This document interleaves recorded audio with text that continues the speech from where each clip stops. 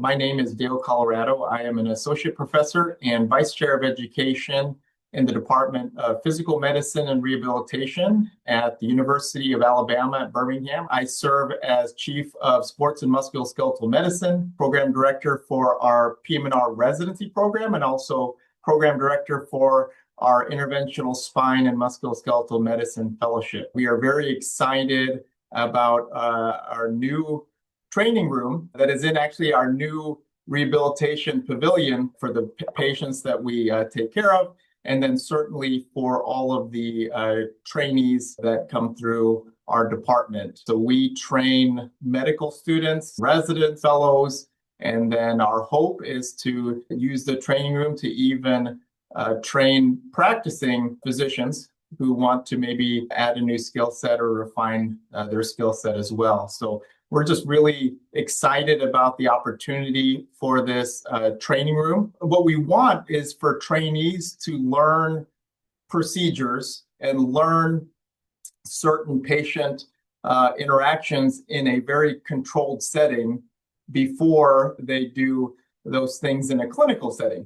So, for example, some of the procedures that we do in my field include ultrasound-guided nerve injections, ultrasound-guided tendon injections, or maybe botulinum toxin injections for spasticity due to a whole host of neuromusculoskeletal disorders. Typically, in medical education, we think of see one, do one, then teach one. But we would like to get to the point where we maybe see one, simulate one, then do one, then teach one. Simulation-based training is really an area that has shown to be very helpful for trainees, and certainly something in our field, in my field at least, that maybe our residency training programs are trying to incorporate more, and hopefully will improve not just the education, but then also ultimately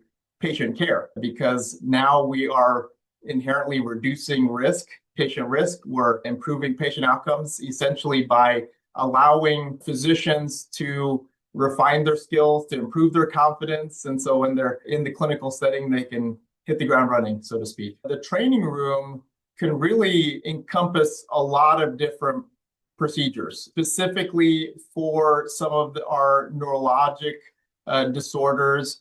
So patients who maybe have something called spasticity, so increased muscle tone and stiffness that really impacts their ability to do their activities of daily living or to move around and function. And so one of the procedures that we commonly train in our program is botulinum toxin injections to improve that spasticity. Spasticity can occur with patients who have spinal cord injuries, traumatic brain injuries from stroke. So you can see how some of the sequelae from some of these neurological disorders can really impact patients' ability to function. So those are all procedures from that standpoint that we would utilize the training room to help optimize, to help teach. Some of the other procedures, anything requiring ultrasound guidance, even procedures that just came out over the past few years, to procedures that maybe we don't even know about, that my trainees are going to start using in 5 to 10 years,